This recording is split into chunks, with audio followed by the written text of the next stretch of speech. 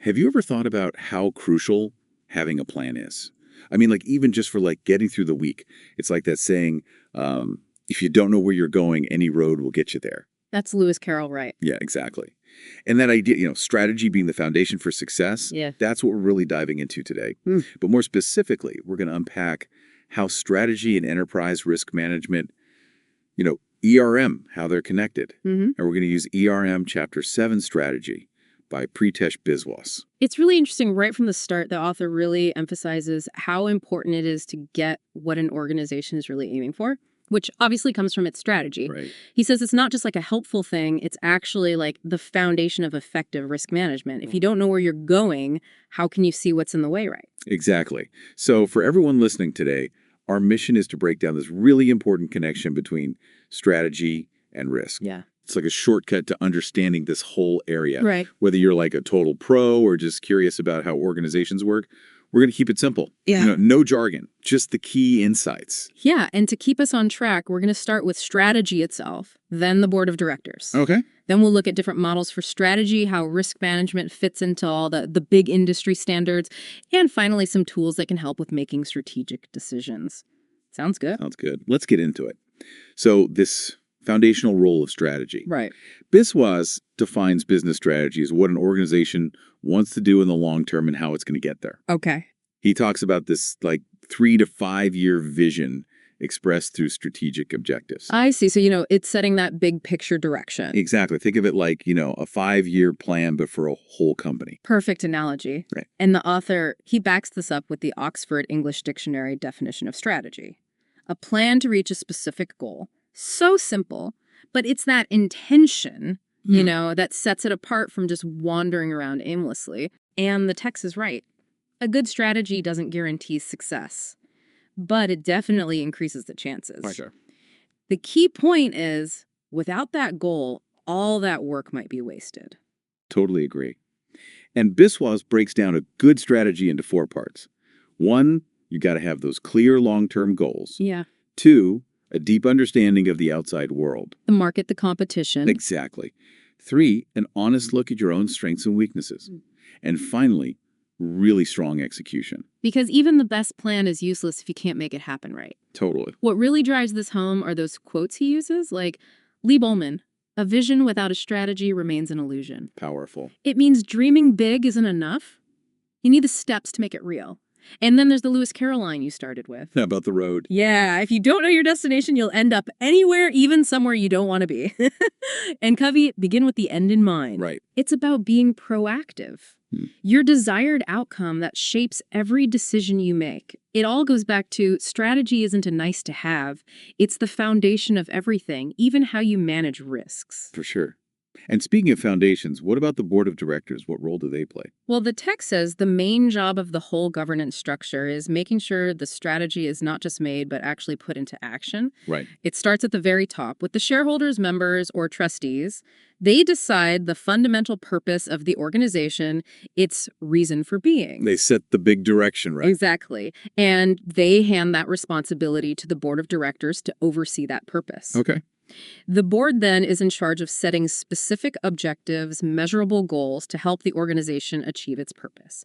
So the shareholders are like setting the general direction of a ship, and the board is plotting the course.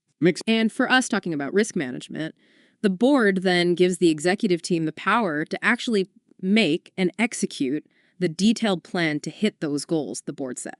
Right. So when we talk about managing risk, we really need to understand those goals that came from the top. They're what risk management is protecting. Exactly. Risk management can't just be done in a bubble. You have to know what the organization is trying to do. Precisely. Now, how about actually making that strategy? Right. Biswas says it's not just a one-time thing. It's constantly evolving.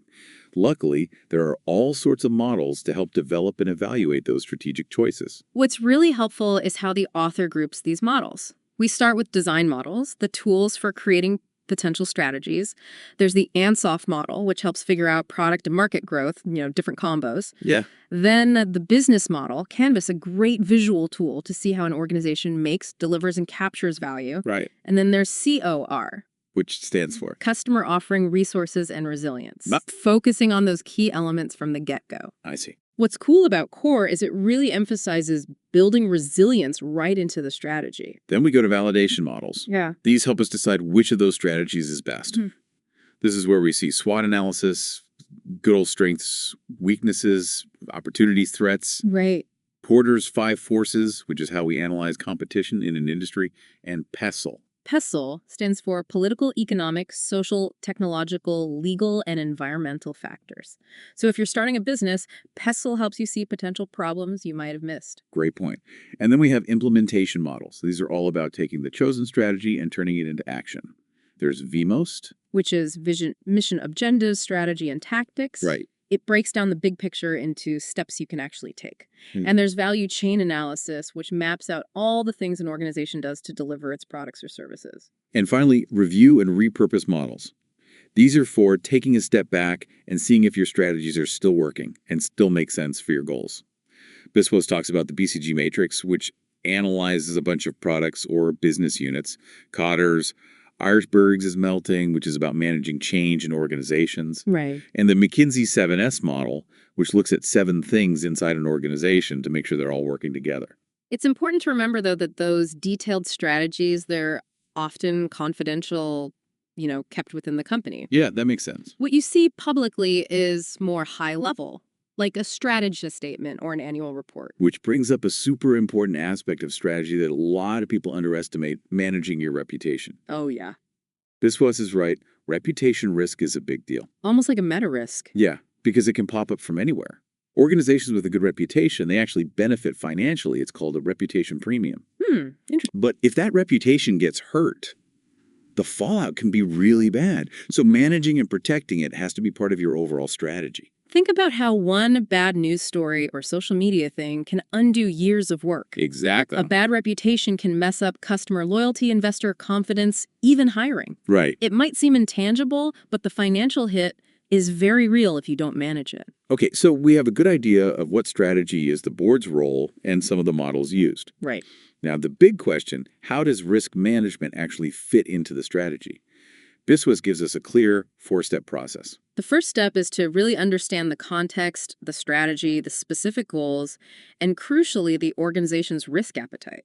You know how much and what kind of risk they're willing to take to hit their goals. That sets the stage for everything else. Mm-hmm. Step 2 is identifying and really evaluating the risks tied to achieving that strategy and those goals. So what could go wrong? Exactly. The uncertainties that could stop you from reaching those goals, you got to pinpoint those vulnerabilities. Then step 3, putting things in place to manage those risks you've identified. Right. This is where the rubber meets the road, where you put your plans into action to stop those risks from happening or at least make the impact smaller. And finally, step 4, the ongoing process of monitoring and reassessing the risks and how well your controls are working. And, of course, reporting back to stakeholders on how those risks are changing and potentially impacting the strategy and goals. It's a continuous cycle, not a straight line. Exactly. And here's the key takeaway. If the way you're managing risk doesn't fit with the organization's risk appetite, you've got 2 choices. 1, you change the strategy, the objectives, or even the risk appetite itself. Or 2, you improve your risk management. Makes sense. The book also says the board has a big role in this. Oh, yeah. They should either directly own or at least closely oversee those big strategic risks. Sometimes there's even a whole separate strategic risk register run by the chief risk officer. So what kind of risks would be in there? Biswas gives some good examples, like succession planning risks, replacing key people, competition risks, big changes in the industry, or even risks from major shareholders leaving. Big picture stuff. Exactly, those things that could change everything for the organization. He also gives 4 strategic questions that boards should be asking all the time. Not just theoretical questions, these should be driving their conversations. Questions like, how do we make sure our ERM framework is really lined up with our overall strategy? What are the main business risks that could really hurt or help our strategy? Are we as a board, as an organization, okay with the level of risk we're taking to reach our goals? And are we being proactive about seeing which risks, if managed well, could actually create opportunities and improve our value or performance? It's not just about avoiding bad things, but using risk management to actually be more successful. Exactly. Making risk thinking part of how the organization makes and executes its strategy. So it's not just a separate department. Right. It's part of every decision. And this connection between strategy and risk isn't just an idea. It's something you see in risk management standards and frameworks. Oh, interesting. Biswas really stresses how important strategy is in these standards, especially ISO 31000 and QSO. They both say you have to understand an organization's unique context and objectives, which means its overall strategy. So in ISO 31000, how does that play out? Well, he points out that thinking about strategy is right there in the scope, context, and criteria phase. That means defining the purpose and scope of your risk work, understanding everything going on inside and outside the organization, setting the rules for what levels of risk are okay, and figuring out what makes a risk significant. Okay, and what about CSO? QSO 2017 is even more focused on strategy. There's a great quote. Enterprise risk management is as much about understanding the implications from the strategy and the possibility of the strategy not aligning as it is about managing risk to set objectives. So it's not just one way, they affect each other. Right. And Biswas breaks down what CSOFO says about this. First, you do a deep analysis of the business context, looking at stakeholders and being ready to adapt to changes. Then you clearly define the organization's risk appetite in relation to creating, preserving, and realizing value, which then shapes the strategies they go after. Then you look at different strategies weighing the pros and cons and the risks of each. And finally, you come up with business objectives at all levels that support the overall strategy and risk appetite. It's about having a system for this relationship between strategy and risk. Right. And the author gives us a bunch of examples of industry-specific standards that prove this point, like banking with Basel III insurance, with Solvency II, even health and safety with ISO 45000. Wow. There's also legal risks with ISO 3102 business continuity, with ISO 22301 project management, with the APM Pram Guide, and the UK Public Sector's Orange Book 2020. So it's not just some new fad. Exactly. It's a best practice across the board. And the author makes a point that I think we should say again. It's easy to get caught up in the everyday operational or project risks. But those high-level strategic risks, they need to be in the risk register too. Absolutely. These are the things that keep senior management and the board up at night. Right. Sometimes they even have a separate strategic risk register because of how sensitive those discussions can be. Now, Biswas brings up this idea of RASP. Risk architecture, strategy, and protocols.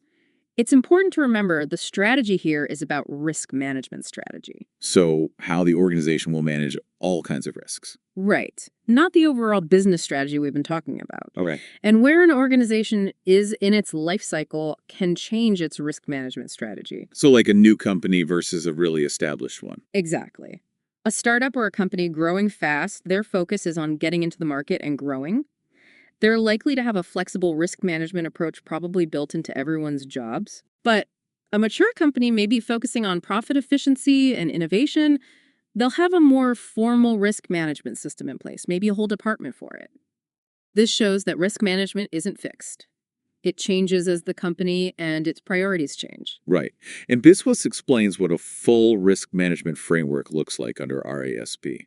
First, there's risk management architecture, which is about the committee's roles, reporting, and resources dedicated to risk management. Then you have the risk management strategy itself.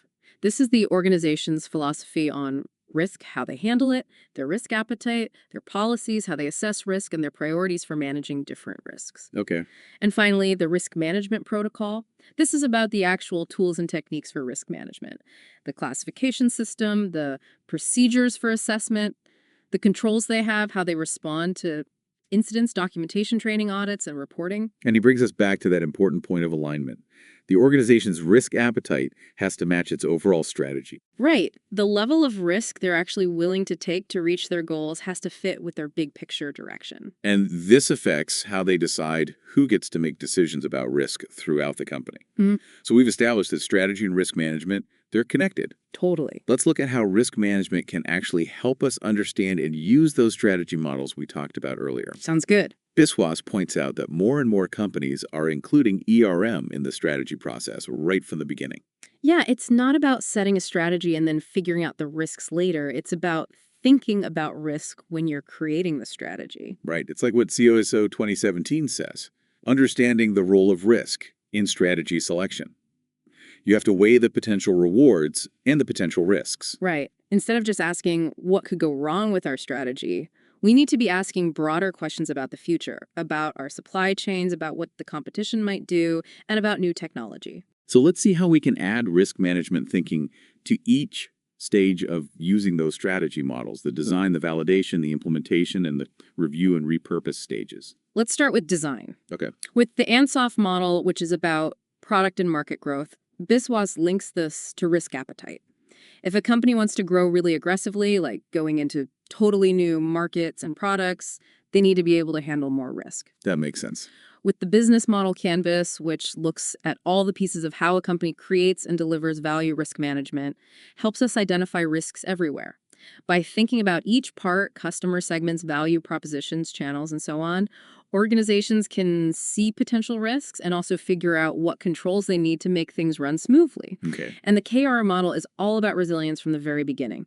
It wants you to think about your offer and your target customers, but also how sustainable your resources are and how well you can handle disruptions. Know the whole nation. SWOT analysis is great for showing a company's internal strengths and weaknesses, as well as external opportunities and threats. All important for understanding and measuring risk. Right. SWOT is also great for getting people talking about risk in strategic planning meetings. And Porter's 5 forces. That's all about analyzing competition, the threat of new companies, the power of suppliers and customers, and the threat of substitutes. It makes you assess the risks from outside the company and helps you figure out the right risk appetite for dealing with competition. And PESTLE. That's where you look at the big picture political, economic, social, technological, legal, and environmental factors. It helps you build a comprehensive list of risks and make sure you don't miss any important threats or opportunities. Okay, so we've covered design and validation, now on to implementation. Okay. What about VMOST? VMOST is great for finding those key risk indicators, or KIIs. That hierarchy helps you create a system for measuring how well you're managing risk at each level to reach your strategic goals. It's also interesting that VMOST flips the order of strategy and objectives compared to CCOS. Yeah. Value chain analysis is about mapping all those activities a company does. Like logistics marketing service. Exactly. And this helps you see the risks in each of those processes. It makes sure operations are aligned with the strategy and shows where you need controls at each step. And what about SMART goals in the implementation phase? Right. So the book mentions SMART goals: specific, measurable, achievable, relevant, and time-bound, but it doesn't really talk about how they apply to risk management. But it's clear that having those clear, measurable objectives is really important for managing the risks that come with achieving those objectives. If you don't know what you're aiming for, it's hard to tell if you're on track or if something's going wrong. Okay, makes sense.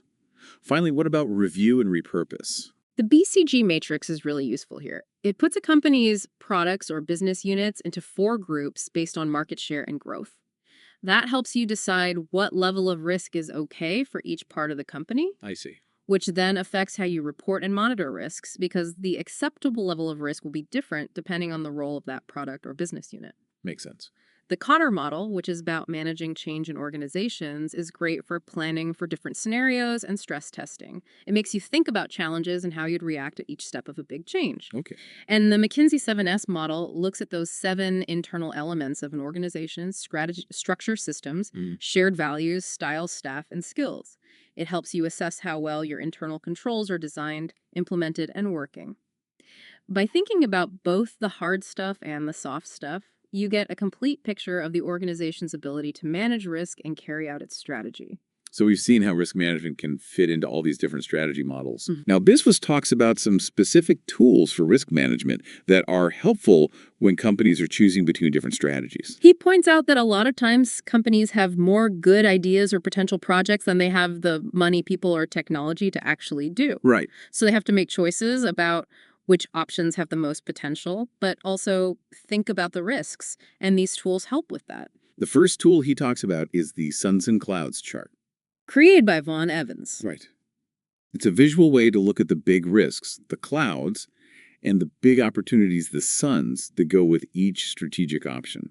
For each option, the management team would figure out the main threats and opportunities. Okay. Then they put these on a chart based on 2 things: how much they could affect the company's value and how likely they are to happen. So a cloud with a big impact and a high likelihood that needs serious attention. But the real value of this chart often comes from the discussions that happen when people are trying to decide where to put those suns and clouds. That's right. It helps everyone understand the potential good and bad of each option. And if a cloud is something that could make or break a strategy, right away that you have to figure out how to manage that risk. The second tool is the Impact versus Manageability Matrix, also by Vaughan Evans. This one is about figuring out how much a risk could affect the value of a project and how hard it would be to manage. The levels of manageability are high, medium, low, or zero. Zero means there's basically no way to manage the risk with what the company has. So if the big risks are high impact and unmanageable, you probably shouldn't do that project right. It's probably a good idea to rethink it or even just scrap it. But if the risks seem manageable, then the company can focus on making plans to deal with them. And he says to really think about the resources you'd need to manage the risk. Even if a risk is manageable, the cost or effort might make that option less appealing. Absolutely. So to wrap this all up, it's clear that strategy and risk management aren't separate things, they're completely intertwined. Understanding that from the top level down to the tools we use is crucial for any organization trying to navigate uncertainty and reach its goals. And for you listening, we hope this deep dive has helped you understand how organizations make strategic decisions while thinking about risk. You've learned about frameworks, questions to ask, and tools to use to bring these two areas together. So as you go about your day, think about how strategy and risk play out in your own work or things you're interested in. Right. What challenges are you or your organization facing? Could any of these models or tools give you a new way to think about the risks and opportunities that come with trying to reach your goals? And remember, this is just a starting point. Keep exploring these ideas, research those tools that stood out to you, and let us know if you have any questions. There's always more to learn. And understanding the link between strategy and risk management, that's a worthwhile journey for your career and just for your own curiosity. Thanks for joining us. It was a pleasure.